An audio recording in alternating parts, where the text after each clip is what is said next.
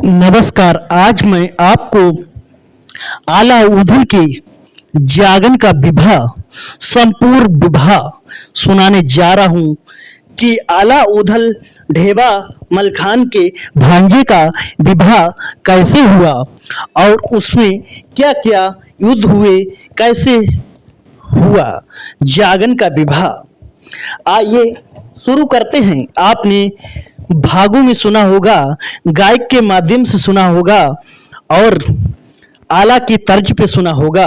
हम जो आपको जो जागन का विवाह सुनाने जा रहा हूं वो विवाह आपको कहानी के माध्यम से सुनाऊंगा। ध्यान से सुनिए।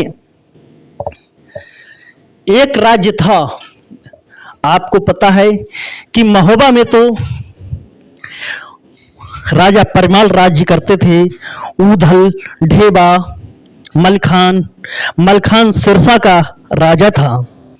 जो मलखान था वो सिरसा का राजा था और ढेबा ऊधल ये सारे लोग महोबा में रहते थे। इनकी बहन जिनकी शादी जिनका विवाह जगमेर राज्य में हुआ था। इनके जीजा जिनका स्वर्गवास हो गया था, उनका पुत्र था जागन और जागन आला ऊधल का भांजा था। जागन का विवाह मैं आपको सुनाने जा रहा हूं। ध्यान से सुनिए।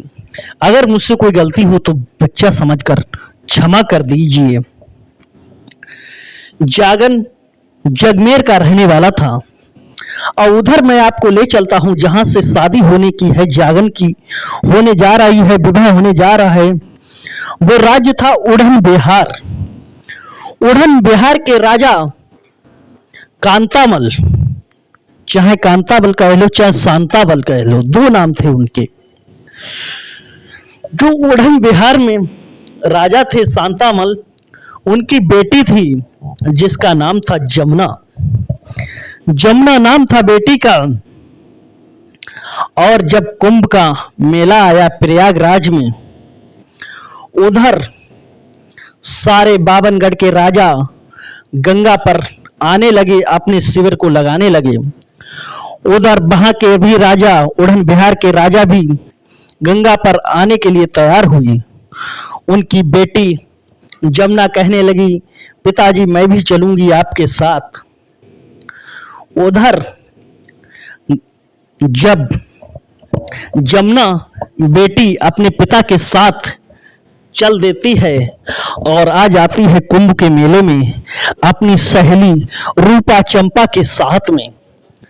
उधर जागन जगमेर का राजा होता है और वो भी कहता है अपनी माँ से, माता मैं भी जाऊंगा गंगा में स्नान करके, पर भी आ गई है, कुंभ का मेला आ गया है। वो भी चल देता है, अपना शिविर लगाता है वहां पर गंगा महाप्रयागराज में। उधर देश देश के राजा आए हुए हैं, सबके शिविर लगे हुए हैं, सबके तंबू लगे हुए हैं। उधर अपने शिविर में जागन विश्राम कर रहा है। उधर जब जमुना अपनी सहेली रूपा चंपा के साथ निकली, कहा चलो घूमते हैं, मुझे इसी मेले में अपने पति का, अपने स्वामी का चुनाव करना है। घूमते घूमते सारे शिविरों में देखा, उसे कोई नजर नहीं आया। कोई अच्छा सा लड़का, अच्छा सा राजकुमार नजर नहीं आया। जब पहुंच गए, उसकी नजर पहुंची जागन पर, तो उसने कहा, जागन को देखकर वो तड़ाका खाकर गिर गई। इतना सुंदर सुशील नवयुवक राजकुमार। जैसे उनकी रूपा चंपा सहेली ने कहा कि ये राजकुमार आपके लिए योग्य है। कहा इसे कैसे ले चलूं, क्या करूं? क्योंकि आपको बता दें उड़न बिहार में जादू का प्रकोप ज्यादा था। वहां का गुरु था झिलमिला जोगी। झिलमिला जोगी जादू का काफी जानकार था, लोगों पर जादू चलाया करता था। इसलिए बच्चे बच्चे वहां के जादू जानते थे। इसलिए चंपा कहने लगी जमुना से, क्या इसे सुआ बना के ले चलोगी, तोता बना के ले चलोगी? तभी कहा नहीं, तोता बना के नहीं, शुआ बना के नहीं। ये जो अंगूठी पहने है अपने हाथ में, और मेरे हाथ में भी अंगूठी है मुद्रिका। मैं अपनी मुद्रिका इसको पहना दूंगी और इसकी निकाल लूंगी। अगर ये मर्द है तो मेरे उड़न बिहार में आके मुझसे मिले। जब उसने जागन को अपनी मुद्रिका अंगूठी पहना दी और उस पे जादू चला दिया, और वहां से वो जमुना और चंपा रूपा गंगा में स्नान करके अपनी शिविर को चली जाती हैं। उसके बाद में अब ये लोग जमुना चंपा और इनके पिताजी महाराज अपने उड़न बिहार के लिए प्रस्थान कर लेते हैं। उधर का हाल सुनिए जागन का। जागन जब उठा तो देखा तड़ाका खाके कि मेरे हाथ से अंगूठी निकल गई है, वो किसने पहना दी, क्योंकि अंगूठी पे बहुत अच्छा फोटो उसी राजकुमारी जमुना का लगा हुआ था। जादू उसने चला दिया था, उसका दिमाग काम नहीं कर रहा था। उसके बाद में वो घर पे अपने जगमेर में लौट आया, ना राज का संचालन कर रहा है, घर पे ऐसे ही लेट रहा है, और अपना दिमाग, उसके सिर में दर्द, जगह जगह बदन में दर्द हो रहा है, उसका दिमाग काम नहीं कर रहा है, पड़ाका खा के गिर रहा है, काम नहीं हो रहा है। फिर क्या होता है श्रोताओं, ध्यान से सुनने की ये बात है कि जब वो बीमार रहने लगा तो वहीं एक मालिन थी जगमेर में, मालिन की लड़की का विवाह उड़न बिहार में हुआ था। वो उस समय संजोग की बात थी कि वो भी वहीं जगमेर में भी थी। जब उसने देखा, सारे लोग देखने आते थे राजा को, जागन को, उसने देखा, अंगूठी को पहचान लिया कि ये अंगूठी ये उड़न बिहार की है, वहां के राजा शांतामल की ये बेटी है। तभी जागन बोला इससे मुझे मिलाओ। तभी वो बेटी मालिन कह रही है, मालिन की लड़की, मैं आपको इससे जरूर मिलाऊंगी, ध्यान से सुनिए, जरूर मिलाऊंगी। अब वो बेटी जागन को लेकर उड़न बिहार के लिए चल देती है। और उधर क्या होता है, उड़न बिहार में जमुना अपनी सहेलियों के साथ बगीचे में पहुंचती है। हरी हरी फुलवाड़ी, हरे हरे गेंदा, चमेली, चंपा के फूल खिल रहे हैं।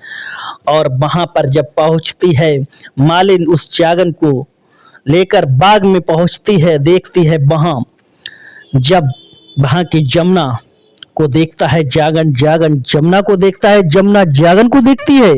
देखते देखते मन में ही प्यार हो गया। और उसके बाद में क्या होता है कि उसने एक पलंग बिठाया, उसी पे बैठाल की उसके बाद में कहती है जमुना कि मुझे आपसे शादी करनी है, कि ले चलो। उसने कहा मैं तुम्हें ऐसे नहीं ले चलूंगा, मैं तुम्हें दूर दूर से राजा के यहाँ आपके पिता से हाथ मांग कर ले जाऊंगा। उसके बाद में जब राजकुमार से अपना जादू हटाती है, उसका दिमाग सही होता है और राजकुमार जागन अपने जगमेर को आता है। जगमेर आने के बाद में अपनी फौज को सजाता है और चल देता है। वहां राजा के जब कूच करके पहुंचता है उड़न बिहार में, राजा के क्षेत्र में जादू चलता था, क्योंकि वहां का गुरु झिलमिला था, झिलमिला जोगी। उसने कहा राजा ने, देखो कौन है, क्योंकि इतना भयंकर जब आक्रमण किया दोनों तरफ से होने लगा, तब क्या होता है श्रोताओं ध्यान से सुनिए। झिलमिला जोगी ने जब घनघोर युद्ध हुआ, झिलमिला जोगी ने जागन को अपने मंत्र से उसे बंदर बना लिया। जब उसे बंदर बना के अपनी कुटिया पर वो ले गया, उधर हाल सुनिए जमुना का। जमुना रो रो कर परेशान है, अब क्या करें कि हमारे भरतार का, हमारे पति को मेरे पिताजी ने, महाराज ने बंदर बनवा लिया। अब वो रो रो कर परेशान है, अन्न त्याग दिया जमुना ने। तब उसकी बोही मालिन कहती है ऐसे पेश नहीं चलेगी, तुम एक पत्रिका लिखो, एक चिट्ठी लिखो और लिखो महोबा के लिए कि आपका भांजा जागन अगर आज मेरे ससुर होते तो जरूर वो युद्ध करते, और सारी बातें लिख दी कि हमका भांजा मेरे पति को बंदर बना लिया झिलमिला जोगी ने, आप लोग जल्दी से आइए। आला, ऊधल, ढेबा, मलखान सारा विस्तार उस पत्रिका में लिख दिया। पत्रिका लिखकर एक तोता था, सुबह उसके गले में पत्रिका डाल दी। जब वहां से तोता उड़न बछेड़ा बन के उड़ते उड़ते उड़ते उड़ते महोबा में पहुंचा, वहां ऊपर महल पर, जब वहां पर महल पर चिड़ियों को दाना खिला रही थी, फुलबा मछला उनके हाथ पर बैठ गया।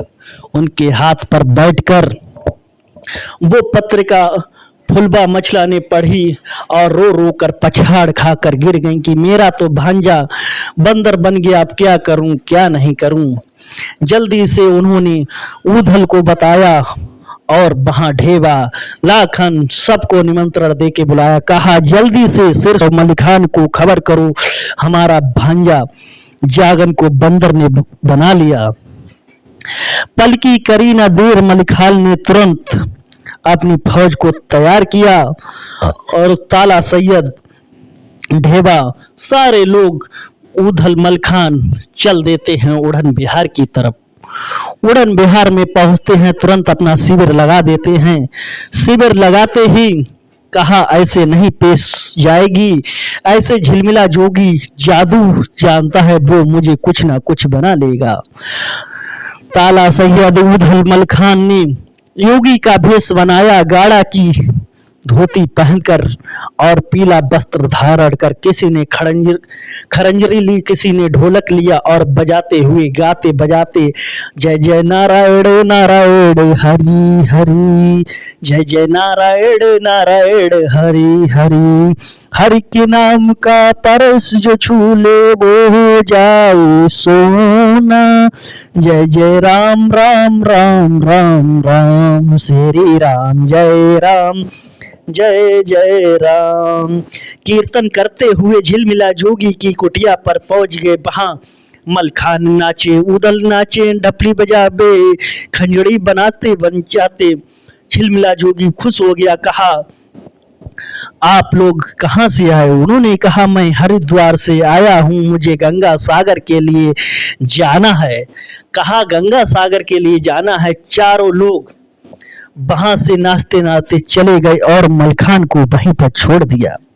जब मलखान को वहीं पर छोड़ दिया और झिलमिला जोगी चला गया था, तभी झिलमिला जोगी आया। मलखान ने कहा, मलखान को पता था मेरा भांजा ये बंदर बना हुआ है।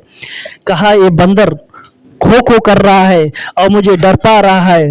तभी गुरुजी ने कहा अगर तुम्हें डर पा रहा है, अभी मैं इसको मानुस बनाकर और इसकी इतनी मार करूंगा बात से, ये आपको दोबारा नहीं परेशान करेगा। तो कहा मलखान ने जल्दी से कई मुझे विद्या देव बताई। गुरु ने कहा जल्दी तुम विद्या सीख लो। कहा देखो ये लकड़ी है, जैसे ही आप इसे उल्टी घुमाओगे तैसे ही ये मानुस बन जाएगा, सीधी घुमाओगे ये बंदर बन जाएगा। झिलमिला जोगी को मलखान ने बातों में फंसा लिया।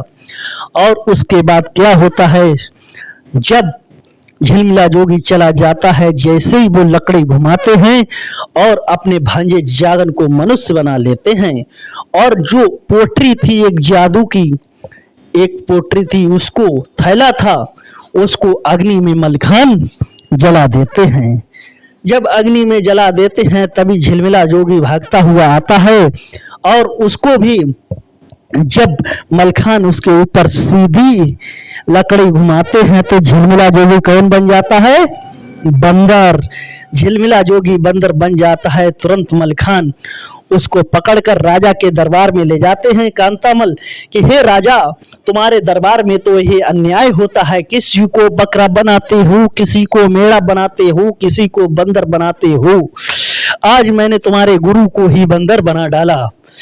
अब भाई राजा की आंख बबूला हो गई, आग बबूला हो गई। उसे गुस्सा आया। उसने कहा क्योंकि 4 लोग पहले ही शिविर में पहुंच चुके थे, निकारो तलवार और मारो मलखान और जागन को। घनघोर तलवारें तक तक तक टक टक टक करने लगी। घनघोर युद्ध होने लगा। जब घनघोर युद्ध होने लगा तुरंत जागन भागता हुआ गया शिविर में। आला ऊधल ताला सहिया ढेवा, चारों तरफ से उन्होंने बिहार उड़ान बिहार को घेर लिया। घनघोर युद्ध हुआ, महाघोर संग्राम हुआ। संग्राम करते करते कहा, ये जागन है तुम्हारा दामाद है, तुमने इसको ही बंदर बनवा लिया था। महोबा वालों से कौन जीत सका है बनाफरों से। तैसे ही जब घनघोर युद्ध हुआ, राजा के सारे लोगों सेना को जब पराजित कर दिया, राजा उदल जैसे सम्राट वीरों ने, आखिर में राजा को झुकना पड़ा और अपनी बेटी को बुलाकर जमुना की शादी जागन के साथ कर दी। इतना घनघोर युद्ध होने के बाद में जगमेर फिर वापस आते हैं और अपना राज्यपाठ संचार करते हैं। और उनकी पत्नी जमुना भी आती है, साथ में सहेली भी आती हैं। ऐसे उन्होंने वीर आला उदल ने उस झिलमिला जोगी की वहां पर ही गर्दन काट कर उसे समाप्त कर दिया। हमारे प्यारे दर्शक, आपको जागन का विभाग थोड़ा सा भी अच्छा लगा हो तो वीडियो को लाइक करें, चैनल को सब्सक्राइब करें। फिर मिलते हैं एक नए कहानी के साथ, नए आला सम्राट के साथ। जय हिंद, वंदे मातरम। जय हिंद, वंदे मातरम। धन्यवाद। 16 मिनट